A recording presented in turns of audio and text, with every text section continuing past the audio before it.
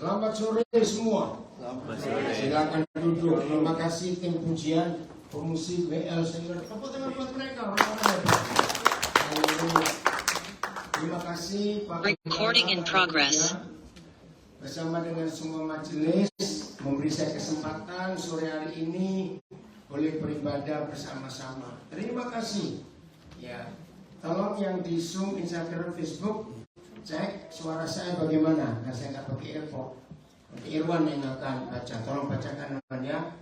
Ya, saudara, seperti doa tadi, betul-betul kemarin itu saya harus milih mau mendengar siapa, mau mendengar Tuhan atau mendengar Better Forest.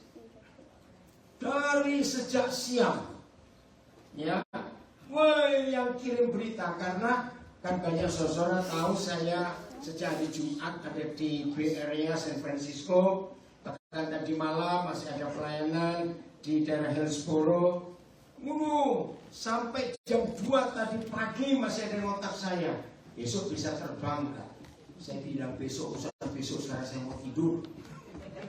Habis mereka sayang sih, ya sayang saya gimana mau terbang. Nah, bukan cuma itu masalahnya, ternyata dari Eropa juga dengar kabar. Besok pagi pesawat saya balik ke Amsterdam itu via Atlanta. Jadi dari LAX itu terbang jam 8 sekian. Nah, terus sampai di Atlanta setengah 4 sore, lanjut lagi jam 8 malam ke Amsterdam. Tiba Selasa siang jam 10.30. Jam 8 malam waktu Amsterdam saya ada pelayanan. Mereka tanya saya lagi, jadi enggak? Gampang lah, saya bilang begitu. Kalau enggak jadi kan ada pendeta bisa ganti. Enggak mau jawab apa. Udah, tadi pagi sudah check in di SFO. Ditelepon lagi, jadi berkat enggak? Ya, saya bilang sambil guyon, selama ini enggak ada masalah apa-apa. Saya bilang saya sudah terima boarding pass-nya. Ini ya udah. Karena penumpang sudah naik semua, pesawat sudah mundur. Atau dari kabin, kaptennya bilang, terpaksa kita tunggu 10 menit lagi. Dari LAX ada berita, anginnya cukup kencang. Nah lu, saya bilang itu, bagaimana nanti ini? Ya saya tenang aja, terus saya kontak anak saya, jangan berangkat dulu. Ini masih suruh tunda. Saudara, hidup yang bersama Tuhan dan tidak ada kekhawatiran itu enak sekali. Amin. Cuma satu yang aman. Yang lain aman. Maka itu saya katakan tadi, Kung mau bicara sebentar ya, ini 2 cucu saja. Maka itu kita ini harus milih mau mendengar siapa dan percaya siapa. Betul? Nah, tapi ada yang protes juga. Ya, tapi sekian banyak tahun saya tinggal di Amerika. Weather protes itu hampir jarang meleset. Nah, terus saya jawab, jarang dan tidak pernah itu beda loh. Enggak amin juga. Lo beda enggak? Jarang, saya lupa kok diterjemahkan, maaf saya katakan. Jarang dan tidak pernah beda tidak? Beda. Ya udah, saya milih yang jarang dong. Amin. Ya toh ini semua pilihan. Nah, maka itu hidup ini kita harus perhatikan baik-baik. Ya, bentar, saya mulai rekod. Ada banyak suara di sekitar kita hidup. Saya ulangi lagi, ada banyak suara di sekitar kita hidup. Betul atau salah? Betul? Yakin? Nah, ini pertanyaannya. Harus milih nggak suara yang siapa dan suara yang mana? Harus. Kalau semua suara kita perhatikan, kita pay attention, kita seriusin, kira-kira hidup ini bakal jadi apa? Kacau. Jadi apa? Runyam. Oke, jadi apa? Hidup ini. Kalau semua suara itu kita tampung, kita beri pay attention, hidup ini jadi apa? Stres. Ya. Apalagi jadi tong sampah. Betul? Jadi apa? Jadi gendeng. Serius. Saudara tahu nggak? Penyebab terbesar orang nggak bisa tidur, padahal habis makan kenyang, kasurnya empuk, ya nak, air conditionnya cukup, tapi tetap nggak bisa tidur. Ya itu tadi, karena gendeng tadi. Maaf. Semua suara ditampung semua, stres. Betul? Nah, maka itu dalam hidup ini kita harus buat pilihan suara siapa yang kita mau dengar. Setuju? Harus, tidak bisa tidak. Siapa pernah dengar ada suami istri bahkan sampai mau cerai hanya gara-gara ada orang mulutnya nganggur? Ngerti kata itu? Cerita, bu, kenapa? Betul gak bu? Saya dengar loh, bapak ini begini begitu. Maka itu jangan marahin. Biasanya yang kuping tipis itu saya tutup mata aja. Suami atau istri ayo. Oh. Siapa setuju? Ayo yang setuju. Loh, saya tanya serius ini, ayo jujur ya, jujur. Ya, ibu, nah itu dia. Usianya jamnya balance. Saudara, hati-hati yang kupingnya tipis. Coba pegang kupingnya. Ya, faktanya sih kuping itu tebal, faktanya. Tapi prakteknya. Nah, saudara, maka itu ketika semua suara tidak kita filter, hidup ini kacau. Saya beri contoh lagi. Pagi-pagi kita bangun, di rumah tinggal kita sendiri dan masih di tempat tidur, nggak ada orang. Apalagi di Amerika, tetangga ribut pun kita nggak dengar karena semuanya kedap suara. Beda dengan di Indonesia, jarak 100 meter orang ngomong kita bisa dengar, bukan? Oke. TV mati, cellphone kita mati, tidak ada radio, sepi nggak? Jawab, sepi tidak? Tapi saya tanya, bisa nggak kita dengar suara? Bisa. Suara siapa? Otak kita. Nah, suara pikiran.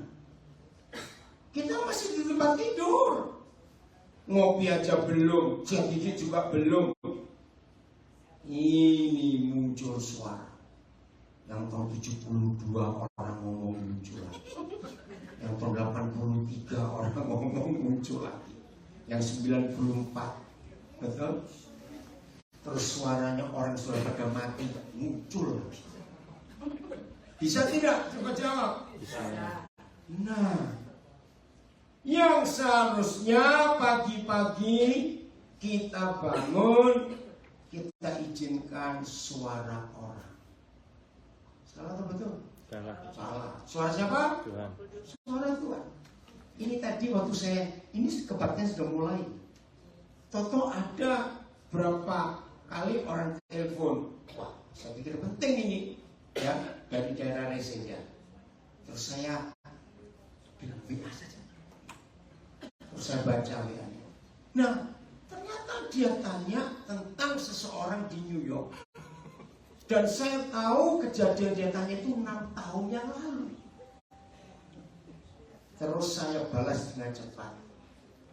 Berita expired. Ngerti maksudnya? Saya ngapain sih? Loh, pertama. Karena maaf ya. Saya ini kan keliling banyak negara. Ketemu banyak orang Indonesia. Saya itu sedih loh, malu. Orang Indonesia itu dikenal di mana-mana. Mulutnya usil. Saya cuma ngomong kok. Ya atau tidak? Mulutnya itu usil benar. Lokasinya begitu kok Amerika, nggak percaya. Paspornya kan dengan Amerika. Karena arti konsep ini, maka supaya hidup ini benar dan berkenan, selalu pilih dengar suara Bapa saja. Amin. Karena firman itu menghidupkan. Pak Gembala memberi tema untuk saya berbagi hari ini, menabur dalam roh pasti akan menuai kehidupan. Dan itu betul. Mari kita baca ayat yang pertama, Galatia 6 mulai ayat 7 sampai 9. Galatia 6 mulai ayat 7 sampai 9. Saya kok nggak ada Pak Gembala di mana? Oh maaf. Luar biasa Gembala rendah hati betul. Saya cari David yang kemana? Di belakang. Sudah? Jangan apa? Sesat. Kata lain jangan ngawur, jangan sembarang, jangan sembrono. Tuhan bagaimana? Tidak membiarkan dirinya dipermainkan. Karena apa yang ditabur orang, itu juga yang akan dituainya. Nah ini the law of nature. Ya, kalau ada orang tidak percaya, Jim, anak-anak suruh ke sekolah minggu. Kalau ada orang tidak percaya Tuhan, nggak apa-apa. Ajak mereka melihat the law of nature, hukum alam ini. Ngerti nggak maksud saya? Loh saya tanya, ngerti hukum alam? Loh saya tanya jawab, ngerti nggak? Bang ngerti saya jelasin itu loh. Ngerti hukum alam? Iya. Iya dia orang bilang gitu. Oke, hukum alam. Nah, kita tinggal di Amerika ada 4 musim, betul?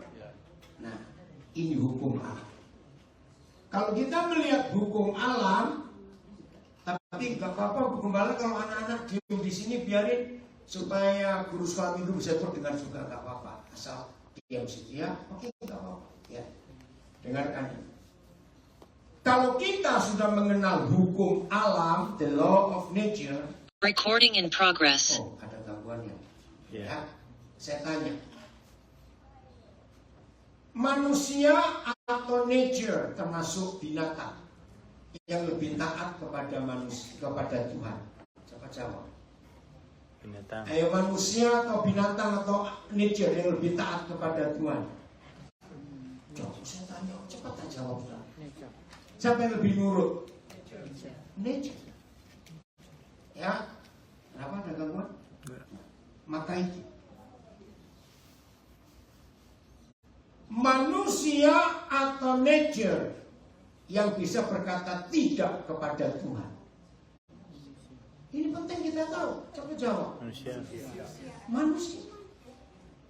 Nature itu gak pernah melawan Tuhan. Mereka ikut. Coba kalau pohon-pohonan itu seperti kita, manusia yang bandel dan keras kepala ini. Musim gugur, daunnya rontok. Kalau kita manusia bisa ngomel nggak? Lo jawab, bisa ngomel nggak? Bisa. Ngomel. Pohon-pohonan enggak. Ikut saja. Maka itu perlu kita ketahui. Kita mendengar istilah God the Almighty, betul? Tuhan yang Maha Kuasa, omnipotent.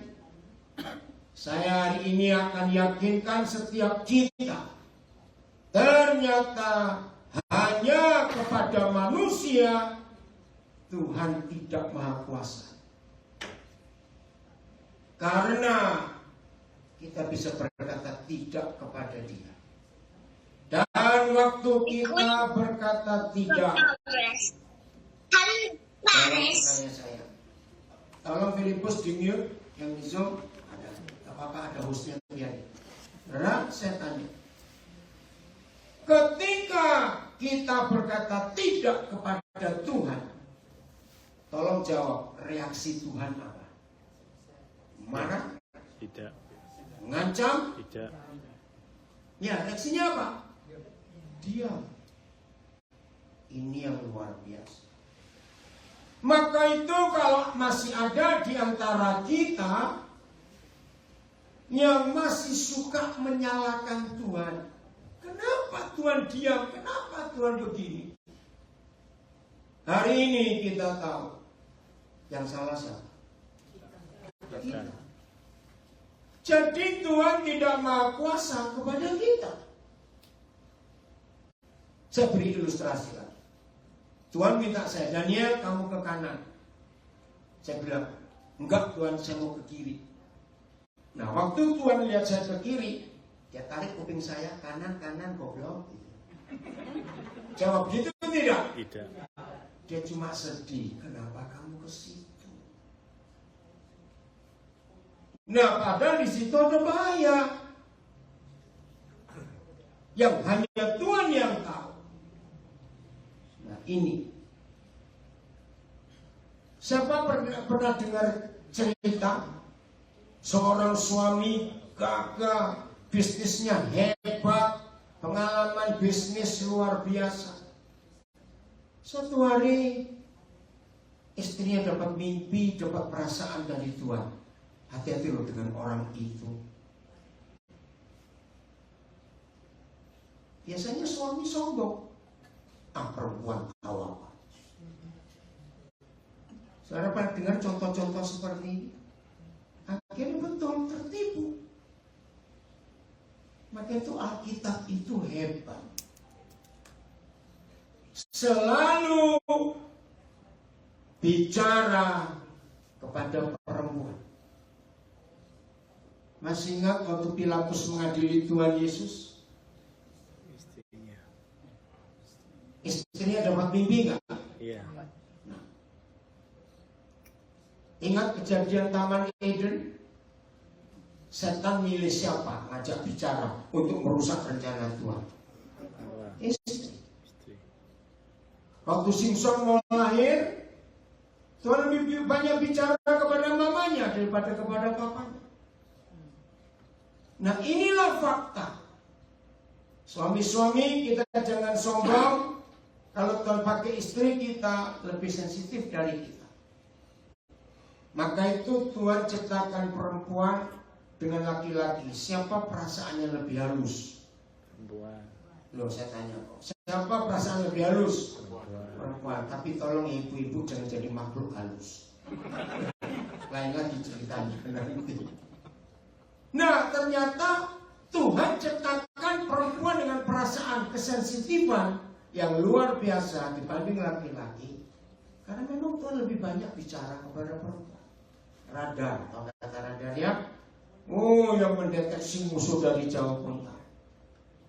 Ternyata setan pun punya konsep yang sama. Lebih banyak memakai perempuan daripada laki-laki. Jangan tersinggung ya.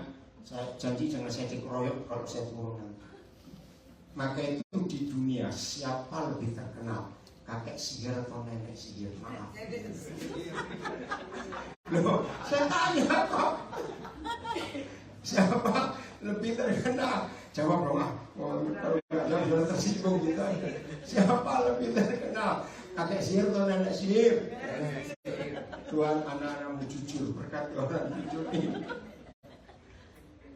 Maka itu hati-hati. Nah inilah hukum alam yang kita harus tahu. Jadi kalau ada orang yang gak percaya Tuhan, gak usah ngajak debat, gak usah ngajak diskusi. Ajari lihat nature ini. Betapa luar biasa mereka tunduk kepada Tuhan. Jadi kalau ada orang gak percaya hukum Tuhan, ajari melihat hukum alam. Tuhan ada di situ. Amin. Amin. Amin itu ada di sini. Amin. Ya, itu sebabnya hari ini ayo kita belajar betul-betul mentaati hukum Tuhan dalam hidup kita. Amin. Maka itu kita harus lebih memilih mendengarkan suara siapa. Nah, itu dia janjinya suara Tuhan loh. Ya. Coba bayangkan kalau tadi malam saya lebih percaya weather forecast. Karena memang saudara semua berita, link berita yang dikirim ke saya semuanya jelek. Bayangkan kategori 4 itu disebut salah satu linknya saya dengar kekuatan angin 100 sekian mile per jam. Wih, saya bilang bagaimana? Nah, tapi saya lebih percaya suara Bapak saya karena dia ngatur semuanya. Amin. Do not deceive. God is not mocked. For whatever man sows, that he will also reap. Ayat 8. Galatia 6. Ayat 8. Sebab barang siapa menabur dalam dagingnya. Nah, flesh itu artinya hawa nafsu. Ya. Sombong, jengkel, sakit hati, mata duitan, ya, dan macam-macam lagi.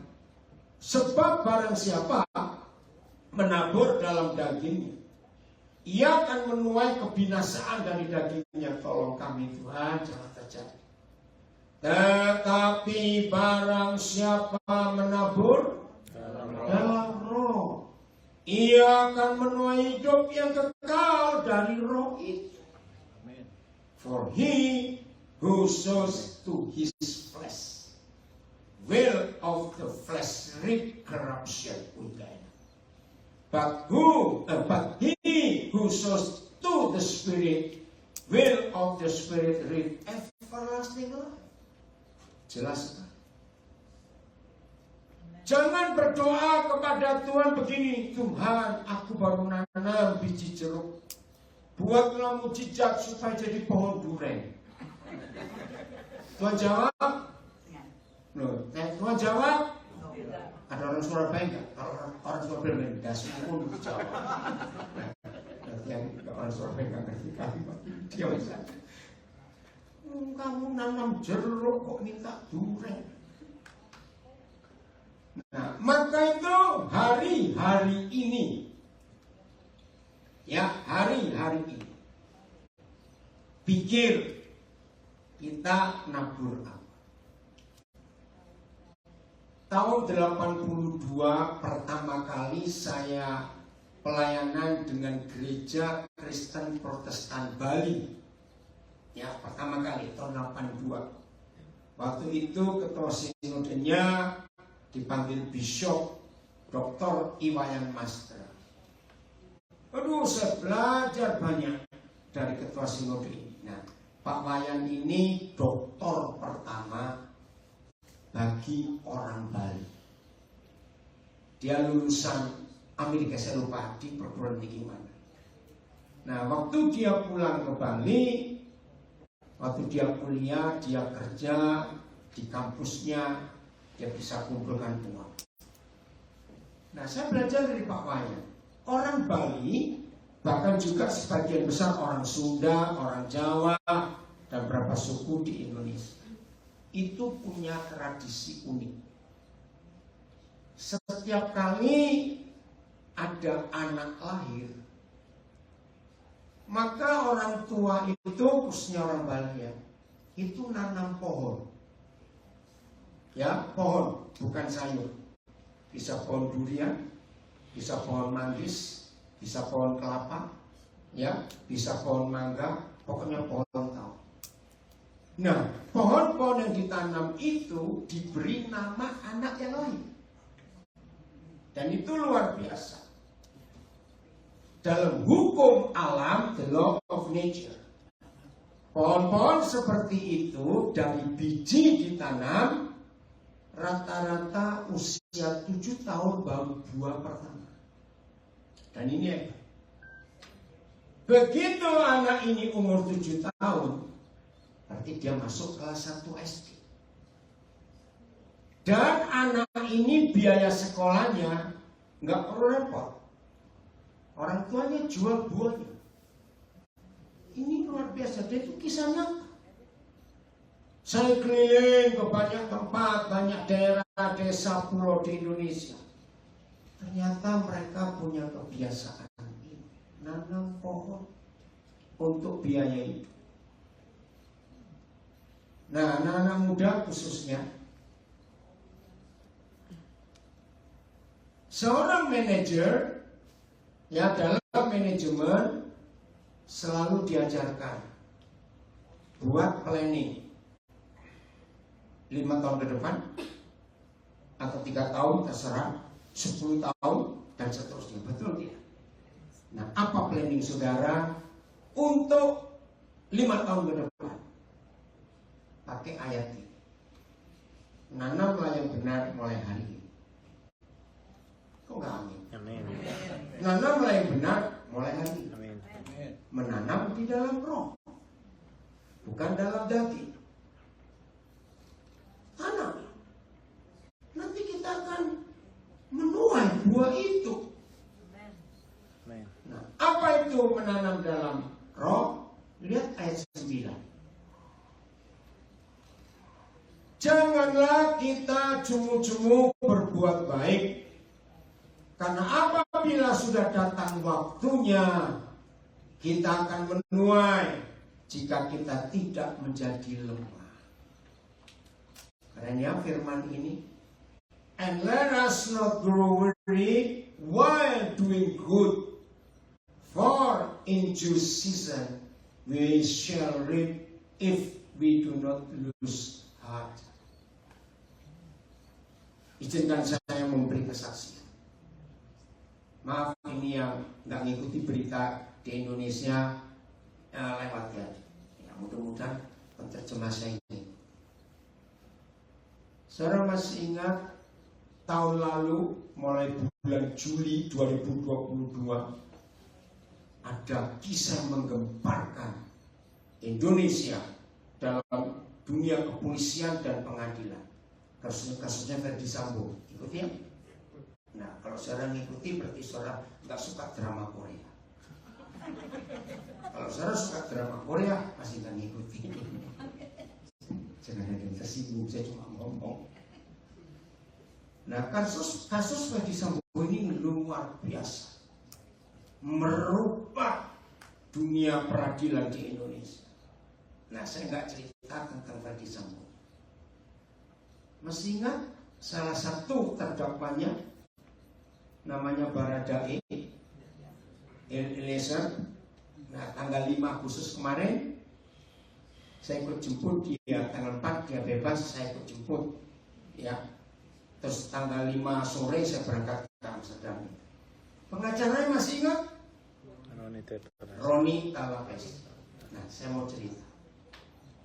Tahun 98 saya di Manokwari, kota di Papua, ibu kota Papua Barat. Saya melihat Roni ini masih anak SMP kelas 2. Di suatu tempat di tengah kota Manokwari, saya nggak kenal. Terus Roh Kudus bilang, selamatkan anak itu, biayai sekolahnya. Oke, Tuhan yang nyuruh saya. Terus saya dekati dia, saya kenalkan. Namamu siapa, Dek? Dia sebut Roni. Kenapa, Om? Ya, Om ini pendeta. Boleh nggak ketemu mamamu? Roh Kudus jelas sekali untuk saya ajak dia ketemu mamamu. Kenapa, Om? Nah, terus saya cerita. Nggak tahu kenapa Tuhan nyuruh Om untuk biaya sekolah. Karena matanya berkaca-kaca. Oke, ayo kita. Nah, mamanya itu pegawai negeri. Apa istilah pegawai negeri Amerika? Government official. Tapi yang tingkat rendah. Saya sampai ke rumahnya. Nah, saya tanya, sambil jalan saya tanya, papamu kemana? Sudah meninggal waktu saya umur 4 tahun. Oh ya. Nah, begitu sampai rumah mamanya, saya langsung bilang, Ibu, mulai hari ini biar Roni jadi tamu. Jawab saya, nangis bapaknya. Karena dia punya 2 anak, kakaknya Roni perempuan namanya Jane, itu biaya mamanya. Nah Roni ini masih bingung, lulus SMP, dia bilang dia manggil kami papa mama, Pak, boleh nggak saya sekolah SMA di Manado, ikut oma, karena mamanya itu orang Minahasa. Nah kalau mama mau izinkan, papa juga ikut. Berangkatlah dia ke Manado, ikut omanya. Kelas 2 SMA, mamanya meninggal, jadi dia orphan. Lulus SMA, dia bilang, Pak, boleh nggak saya ngambil law? Silakan. Cari universitas mana? Cari daftar, dia diterima di Atmajaya Jakarta. Lulus, dia minta izin saya lagi, Pak, boleh nggak saya ngambil lawyer? Oh, silakan. Saya tanya, kenapa kamu ingin ngambil lawyer? Ya, saya ingin membela orang-orang tertindas yang nggak punya uang. Luar biasa. Waktu dia dilantik jadi lawyer, saya hadir. Saya cuma pesan satu-satunya kasus yang tidak boleh kamu urus adalah perceraian. Berani-berani kamu urus perceraian, papa nggak akui kamu sebagai anak. Dia nurut. Sekarang ada di Taiwan di hari-hari ini, karena dia lagi dicalonkan oleh Ibu Megawati untuk jadi senator DPR RI buat pemilu yang akan datang. Saudara, saya nggak nyangka dari kasus per kasus Tuhan angkat anak. Kasus yang pertama berapa tahun yang lalu, waktu dia lulus lawyer, dia mendaftarkan diri ke lembaga pengacara Indonesia untuk yang nggak dibayar di pro bono. Nah itu saya nggak tahu. Hatinya luar biasa. Maka kasus pertama yang dia tangani, saya nggak tahu saudara masih ingat, satu minggu pagi ada seorang gadis habis pesta dugem, narkoba semua, naik mobil, nabrak 9 orang mati di Monas, Afriani. Nah dari situ anak saya ini mulai mencuat, namanya mulai naik. Karena tidak ada pengacara mau nangani si korban. Habis yang korban itu cuma buruh bangunan dari desa-desa di Jawa Tengah.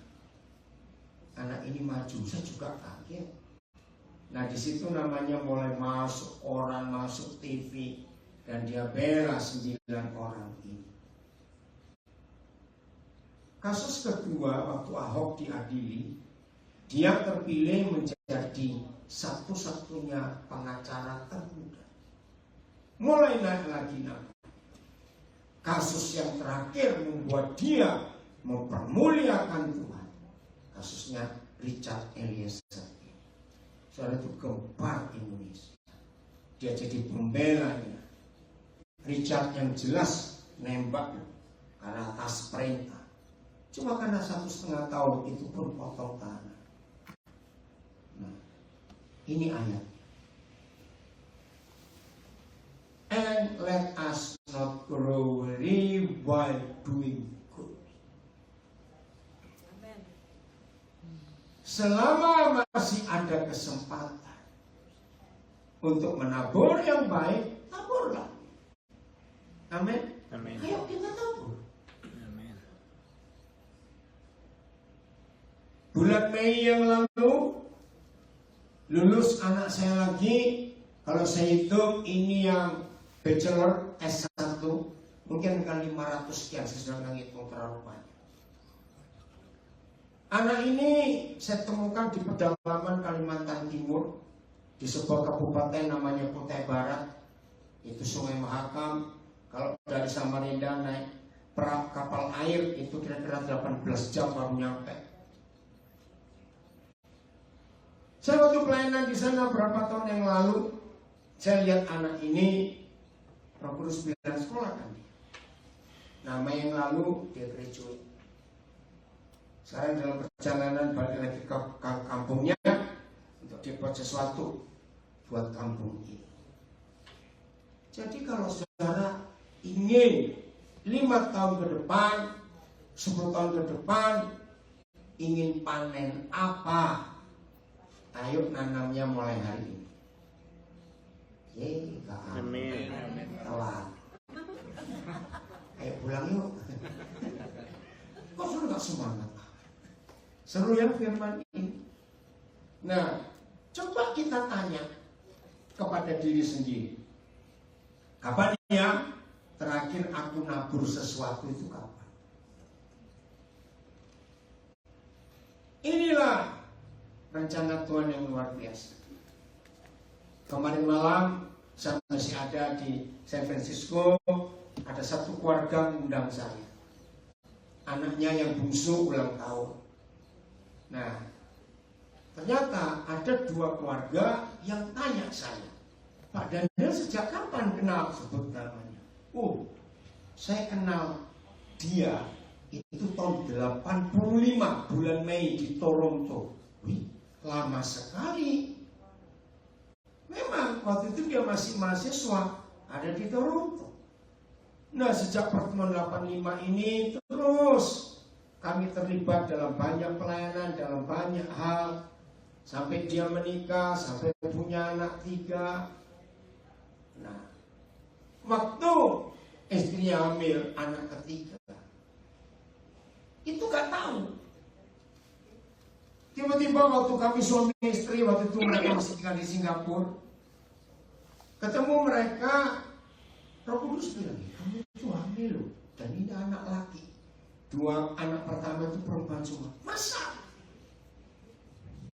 Saudara, akhirnya dites. Dan betul, ternyata kandungan sudah masuk bulan ke-4, tapi dia gak rasa. Sebab dia gak ingin punya anak lagi. Nah, ini contoh. Jadi sesuatu yang Tuhan kerjakan di hidupnya lewat saya sejak tahun 85 yang lalu, dan itu berlanjut. Nah, saudara, kapan kita kerjakan? Nanti saya minta Pak Gembala memberikan tambahannya kenapa kok milih tema ini luar biasa. Ayat 10. Karena itu, therefore, selama masih ada kesempatan bagi kita, apa kata lain as we have opportunity? Ayo, kata lainnya apa? Selama masih ada kesempatan bagi kita, ya, gak cuma masih hidup loh. Saya beri contoh ini. Masih ingat lagu hidup ini adalah kesempatan. Nah, jangan nyanyi lagu itu ketika sedang tergeletak di rumah sakit. Tangan kanan infus 4, tangan kiri 2 kaki. Pakai aku Tuhan. Tuhan yang bilang repot. Loh, betul nggak? Selang ada di mana-mana suruh pakai. Gotongnya juga susah tahu. Lo ngerti? Jadi gak cuma hidup loh Bu, salah. Ada orang masih hidup tapi gak bisa apa-apa. Oke? Selama masih ada kesempatan bagi kita. Amin. Maka itu kalau saudara ingin menabur, jangan pernah berkata gini, Tuhan tunggu aku kaya dulu. Kira-kira Tuhan dengar doanya orang yang begini? Ya, Tidak. Kenapa? kan masih nunggu. Kenapa? Kayak janda sahabat bukan. Kalau sudah kaya pasti lupa nunggu kaya. Betul? Maka itu sekarang ini loh, masih bisa makan ayam Kentucky, masih bisa gigit steak. Amin. Masih bisa kesana kemari selama masih ada kesempatan. Therefore, as we have opportunity, let us do good to all. Nggak boleh pilih suku bangsa, nggak boleh. Di ruangan ini ada yang paling lama kenal saya. Tahun berapa? 83 ya. Kita di Jerman. Ya. Tahun 83. Siapa ibu? Siapa namanya ini lupa? Tina. Tina. Tina.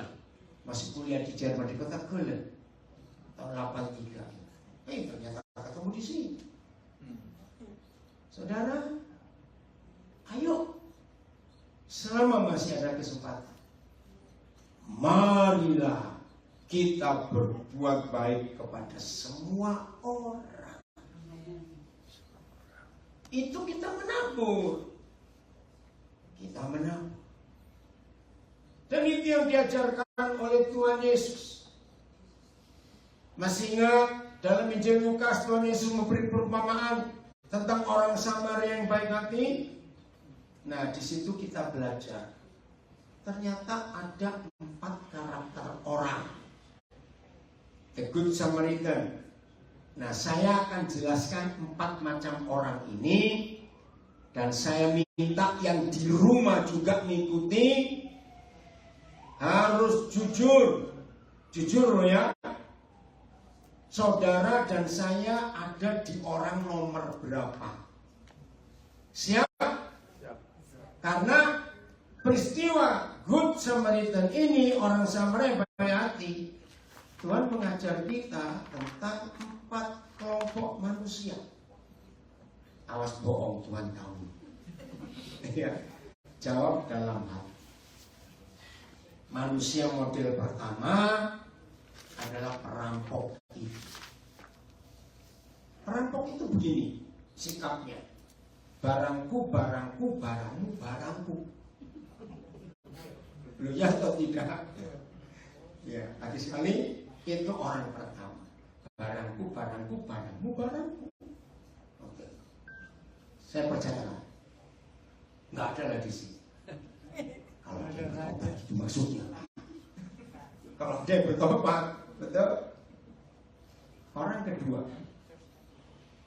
Ini yang luar biasa. Kenapa Tuhan Yesus di orang kedua ini contohnya kok imam dan orang Lewi, hamba Tuhan loh saudara. Nggak enak. Tapi itu Tuhan Yesus. Nah, orang Lewi, hamba Tuhan, begini konsepnya. Barangku, barangku, barangmu, barangmu. Sorry, nggak ada urusan. Kelihatannya baik nggak? Baik. Lu jawab, kelihatannya baik nggak? Baik, aku nggak ganggu kamu kok. Tapi asal kamu jangan ganggu aku juga. Mengapa Tuhan Yesus menggambarkan manusia model kedua?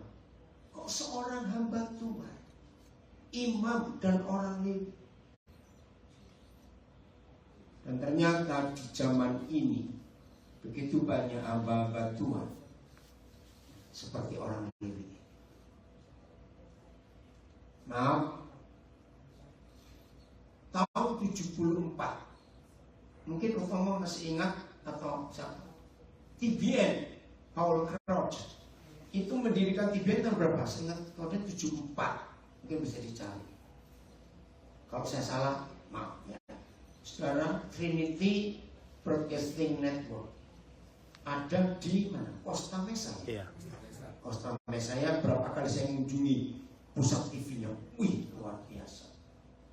Amerika menjadi satu-satunya negara di dunia yang punya channel TV mengudara 24 jam khotbah. Atau masih ingat tahun-tahun itu? Wih, dan Paul Crouch mendirikan sampai di banyak negara. Maaf, ternyata apa yang dikatakan Tuhan Yesus tentang orang Lewi, maka itu akhirnya, maaf ya, masih ingat istilah televangelis? Dan akhirnya kalau ada orang mendengar istilah televangelis, kesannya baik atau jelek?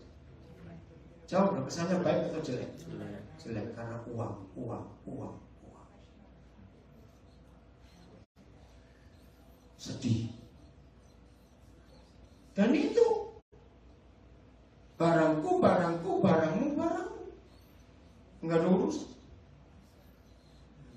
Orang ketiga adalah pemilik losmen. Masih ingat? PHT enggak? Yang punya losmen ini. Masuk. Ayo tidur pagi. Ayah. Oke, ayo. kekayaan. Maka itu orang Samaria ini bilang, aku tinggalkan uang sekian, tolong rawat dia. Aku akan balik lagi, kalau kurang aku tambahin. Masih ingat? Nah ini orang ketiga. Nah sebelum saya ngomong sampai orang keempat, saya merekam saja ya supaya nggak ketahuan. Coba saudara yang di sini maupun yang di rumah tanya pada diri sendiri. Dari 3 orang jenis orang ini aku yang mana? Jujur ya jujur. Awas bohong awas. Kita yang mana? Oke? Gak usah tolong-tolong. Gak usah tanya dulu yang mana? Dulu yang mana? Tanya diri sendiri dulu. Betul? Gak usah ngurusin orang. Itu ada yang wajahnya nggak bergerak.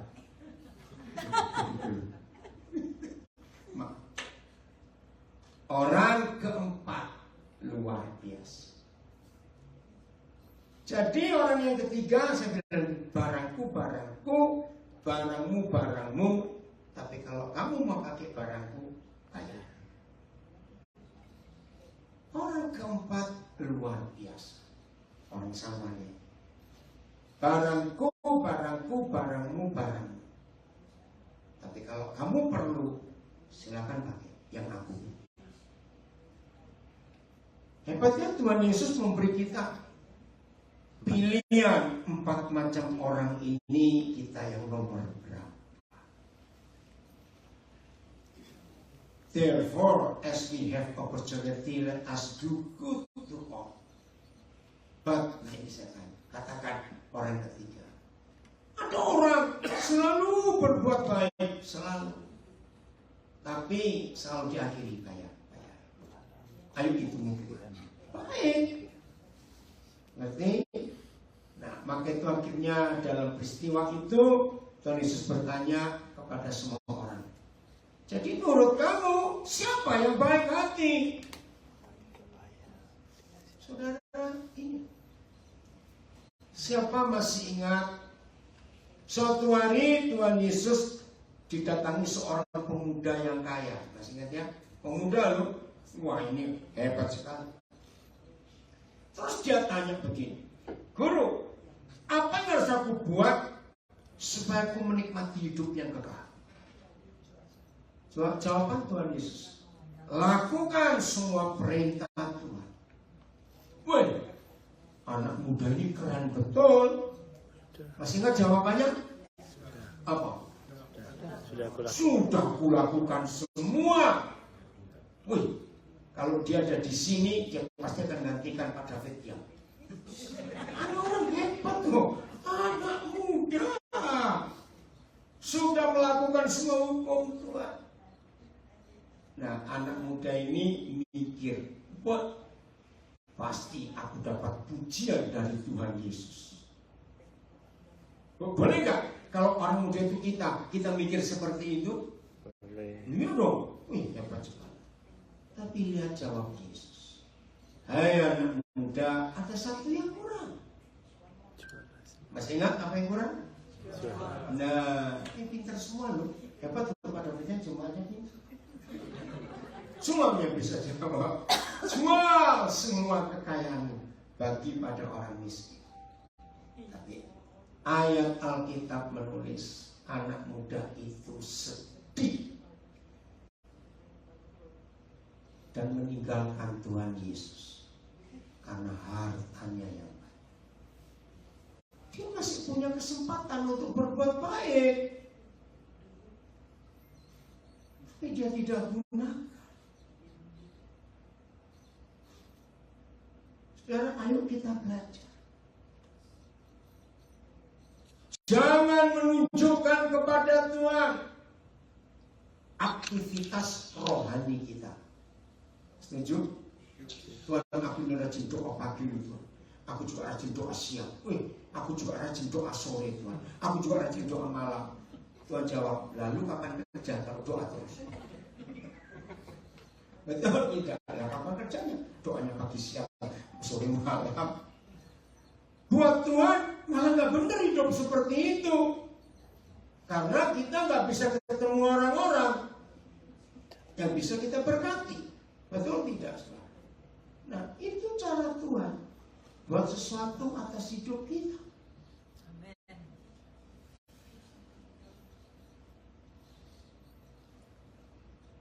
Dunia punya istilah begini, dunia ya. Ternyata bukan apa yang kita punya itu yang dihitung, tapi apa yang kita bisa bagi. Betul tidak? Dan itu dunia mempercayai begitu.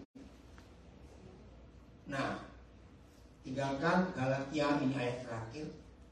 Filipi 1 mulai ayat 22.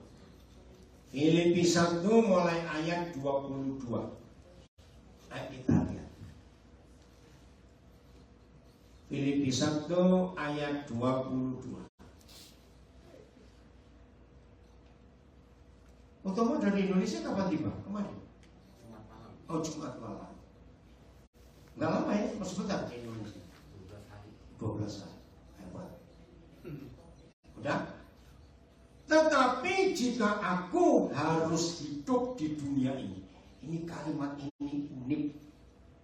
Tetapi jika aku harus hidup di dunia ini, but if I live on in the flesh, begini bertanya. Kalau saudara baca ada orang ngomong seperti ini, dia itu ingin mati atau ingin hidup? Coba rasakan. Kalau aku harus hidup di dunia ini, but if I live on in the flesh, saya jawab, orang ini pengen mati atau pengen hidup? Mati. Betul. Dia pengen mati. No. Kenapa dia mati? Lihat ayat 23 nih. Saya lompat dulu ya. Kalau aku harus hidup. Ayat 23. Ayo, mana ayatnya? 23. Kenapa? Kok nyantol? Mana? 23. Aku didesak. Aku didesak dari dua pihak. From I am hard pressed between the two. Apa yang pertama?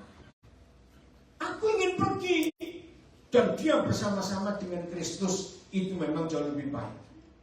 Having a desire to depart and be with Christ, which is far better. Jadi pengen mati? Loh, jawab, pengen mati nggak Paulus? Nggak kepingin. Karena dia tahu kalau meninggalkan dunia ini aman. Saya mau ngomong ya, jangan tersinggung ya, jangan tersinggung. Gara-gara ayat ini saya punya jawaban. Kalau saudara ketemu orang takut mati, ya jangan marah ya, janji ya saya ngomongin jangan marah. Kalau saya nggak ngomongin saudara, saya ngomongin orang lain masalah. Kalau saudara ketemu ada orang takut mati, itu pasti karena dua hal. Satu, kebanyakan dosa, dan dua, kebanyakan duit. Lo renungkan kalimat ini. Makanya itu saya tanya, orang kaya atau orang miskin yang matinya cepat? Bukan cepat mati, beda. Mati cepat dengan cepat mati, bahasa Inggrisnya apa ya? Beda ya? Ayo, orang kaya atau orang miskin yang matinya cepat? Orang miskin. Orang miskin. Kenapa orang miskin matinya cepat? Ya sudah tahu orang nggak punya duit, bukan itu jawabannya. Gak ada beban. Bukan, tunggu dulu. Yang pertama, orang miskin matinya cepat karena nggak bisa berobat, ya pasrah aja sudah. Baru yang kedua, nggak ada yang diberati kalau ditinggal. Orang kaya matinya lambat karena berobat terus. Betul, lihat orang Indonesia. Pineng nggak berhasil Singapura, Singapura nggak berhasil Amerika. Terus memperpanjang umurnya. Dan bingung kalau mati siapa yang melanjuti. Sekarang ini loh fakta. Jujur ya, jangan marah, jangan tersinggung. Takut mati nggak kita ini? Tidak. Jangan jawab supaya nggak ketahuan. Serius, kita harus tanya pada diri kita sendiri loh. Kembali ke ayat 22. Ya, ayat 22. Tetapi jika aku harus hidup di dunia ini, itu berarti bagiku ngapain? Bekerja memberi buah. This will mean fruit from my labor. Yet, what I shall choose, I cannot tell. Jadi mana yang harus kupilih? Aku nggak tahu. Satu pihak Paulus ingin cepat pergi bersama Yesus, itu lebih enak. Tapi satu pihak, aku masih harus hidup di dunia, dan kalau aku harus hidup di dunia, aku mesti berbuah, memberi buah. Tahun 70-an, Roh Kudus mengajarin saya, ayat ini saya punya konsep hidup yang berubah. Jawab pertanyaan saya. Ada nggak pohon durian pernah tahu rasa durian? Ada nggak pohon mangga pernah tahu rasa buah mangga?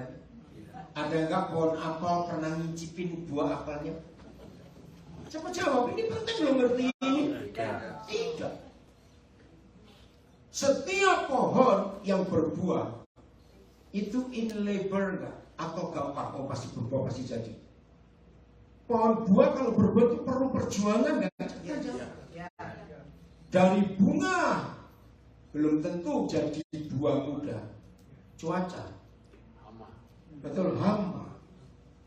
Dia berjuang supaya bunga ini jadi buah. Akhirnya buah jadi.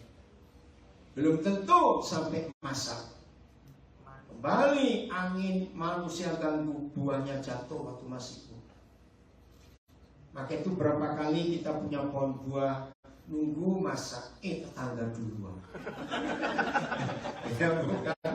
Nah itulah faktanya. Jadi pohon buah itu nggak gampang untuk berbuah sampai matang. Tapi yang luar biasa, kalau pohon buah itu model kita berjeripaya, kerja keras, istilahnya banting tulang, buah kita ada, kita nggak pernah bisa nikmati, selalu orang lain. Ayo jujur, tetap mau berbuah? Nggak mau. Enggak. Enak aja. Aku setengah mati kamu. Nah itu manusia. Oh, haleluya. Ayo bertobat, ya maksudnya. Betul saudara, ayo hasil. Haleluya. Berapa hari yang lalu saya ke rumah salah seorang saudara. Tiba-tiba di rumah itu saya ketemu seorang.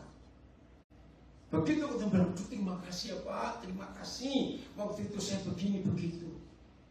Saya ini bingung. Maaf, kita pernah ketemu di mana? Nyebut. Ternyata saya pernah ketemu dia di Philadelphia 2 tahun yang lalu. Dia seorang single mom, harus kerja di Amerika, besarkan anak-anak yang tinggal di Bali. Nah, pas saya ketemu di satu tempat di Philadelphia, nah, gembalanya bilang, Deng, ada nggak sih anak-anak Tuhan yang udah kenal perlu tenaga? Nah, berapa hari yang sebelumnya itu ada keluarga ini memang telepon. Kalau Kodim keliling ke Amerika dia perlu, saya perlu. Nah, ingat, sebentar, saya telepon. Apalagi masih sore, beda 3 jam, bukan Villa dengan California. Nah, saya nggak tahu ceritanya bagaimana. Ternyata keluarga ini cocok. Nah, berapa hari lalu saya ketemu. Oh iya, saya ingat sekarang. Sudah berubah penampilannya. Maaf, Ustaz. Jadi waktu itu ya karena orang lagi terjepit, hidup susah, tempat tinggal harus pindah-pindah. Soalnya saya ini di Philadelphia pernah ketemu orang, saya sampai kaget. Ada satu gembala, ya pertama yang tahu itu istri saya. Setelah kami agak lama di sana, kami tinggal di rumah gembala ini, selalu ada ibu ini datang untuk mandi di rumah gembala. Akhirnya istri saya bilang, coba sih kamu tanyakan. Loh, ini orang kok mandinya pasti di sini. Nah, terus saya tanya gembalanya. Oh iya, dia cuma sewa kamar, tapi gak ada kamar mandinya. Terus, ya mandinya di sini. Wih, sebenarnya di Philadelphia ada orang yang punya kamar mandi. Mandi numpang di orang lain. Nah, kembali ke ibu ini. Jadi waktu itu ketemu, namanya betul-betul susah lah. Nah, kemarin ketemu, beberapa kali ketemu, berubah. Penampilannya, wah sudah keren. Oh ya, saya masih ingat. Begitu bilang, terima kasih Pak. Aduh, kalau saya nggak ada apa-apa, nggak teknik, mau jadi apa itu? Ini loh istilah, selama masih ada waktu, berbuat baik. Buatlah baik. Jadi linker, kalau kata linker, yang nyambungin orang satu ke orang yang lain. Ayo, bisa. Untuk kita jadi berkat dalam hidup ini. Bayangkan kalau ada pohon buah pelit. Artinya apa? Ayo cepetan. Pohon buah pelit itu artinya apa? Kayak apa dewi? Berbuat. Bukan, berbuat dimakan sendiri. Dan nggak mungkin. Hei, kalau saudara punya pohon begitu tebang, anaknya yang dimakan loh. Itu loh, pohon itu tetap berbuah walaupun nggak pernah tahu rasanya. Luar biasa bukan? Inilah menabur di dalam roh. Ayat terakhir, ayat 24. What is the purpose of our life? Ayo, saudara, jawaban ini sangat banyak, betul? Kalau orang tanya apa sih tujuan hidupmu? Oh ini, oh itu, betul nggak? Tapi ayat 24 Filipi 1 memberi jawaban. Dan inilah akhir daripada tema kita. Menabur dalam roh, menuai hidup yang kekal. Tetapi lebih apa? Perlu, ya. Nevertheless to remain in the flesh. Nah, ingat. Tadi Paulus ingin apa? Mati. Karena itu lebih baik. Nah, karena aku punya tujuan hidup, yaitu untuk tinggal di dunia ini, more needful for you. Nah, hari ini yang belum pernah tahu apa tujuan hidup saudara, ini firman. Temukan siapa kamu buat hidup kita. Saya beri pertanyaan. Papa mama struggle in labor itu untuk siapa? Jawab dong. Anak-anak. Lalu kalau anak-anak istilah Jawa sudah mentas, sudah punya keluarga sendiri, apa orang tua masih perlu perjuangkan? Jujur dan umur ya?